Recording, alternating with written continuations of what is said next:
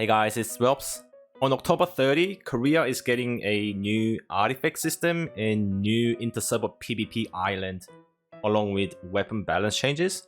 So I'm just going to be going over the weapon balance changes because these changes are expected to hit global at least within 2 updates. Props. Okay, let's get right into it. So first is Sword and Shield. Stalwart Bastion. There's going to be new specialization getting added to reduce the cooldown by 15 seconds. And it's gonna cost 5 points. Greatsword, Blood Devotion. A new specialization is getting added to reduce cooldown by 15 seconds. It's gonna cost 5 points. Precision Dash. When you take the Bind specialization, the attack will be now a Fury attack. Meaning if you block the dash, it'll be perfect dodge and it'll trigger the additional effect of your block. Vital Force. This is your passive that increases your hit and skill damage boost based on your HP. This will now have a cap and will be added to the tooltip. For daggers, Vampiric Strike is getting a damage buff. The additional hit specialization is also getting a damage buff. And the boost effects that increases lifesteal is getting increased from 15% to 20%. Knife Throwing's heal reduction debuff is getting increased. Frenzied Sword Dance. New AoE specialization is getting added. The damage is going to get increased by 60% of base damage. It'll be 3 meter radius and it's going to cost 3 points. Crossbow, Selfless Diffusion. The remove CC specialization is getting removed and is getting added onto Mana Exchange. The tooltips are the same. You remove CC, slow, bind, stuns, sleeps. And if the CC is removed, Mana Exchange will have 30-second cooldown. It's not going to work on PvE mobs, it's just PvP. And it's going to cost 7 points. Explosive Trap. The default duration is getting increased from 15 seconds to 20 seconds. When you take the duration specialization, it's also going to be increased from 10 seconds to 15 seconds.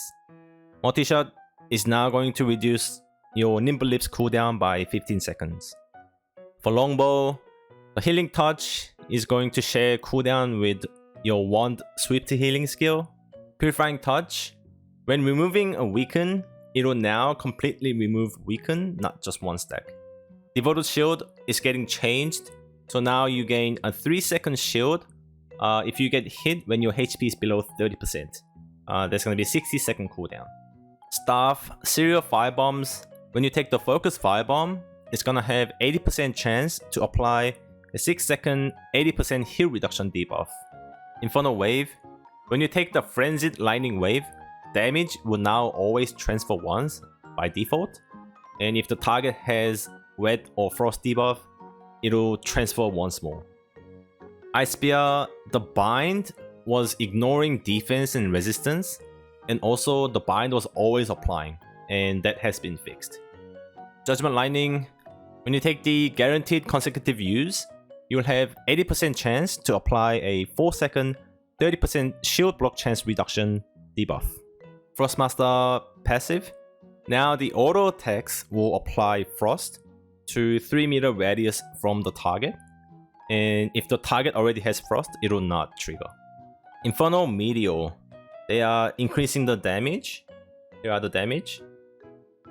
When you take the heal reduction specialization, it's getting increased to 80% from 60%. The damage of Hellfire Rain is also increased. And location of the falling meteors has been adjusted to fall more towards the center. For Wand, Clay's Salvation. When you take the Weaken removal specialization, it will now completely remove the Weaken, not just one stack. Time for Punishment.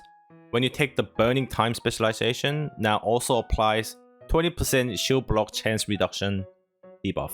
Karmic Haze. They fixed an issue to ignore the chance and always spread curse. So now you have a chance to miss Karmic Haze, which is going to be a nerf to sleep bombs. It's also going to ignore shield block chance. Ray of Disaster. If the target dies, it will recast to nearest target within 10 meters. Expand target specialization range increased from 5 meters to 10 meters. Move speed reduction has been increased from 15% to 30%. Swift Healing shares cooldown with Healing Touch. They're basically nerfing Bow Wand because their heal is too much. So yeah, that's about it for the changes. I also want to share some near future plans that NC have shared with us today. Expanded opportunities to acquire field boss equipments. First, they're going to increase the number of peace field boss portals. So basically, more portals, more boss, more loot.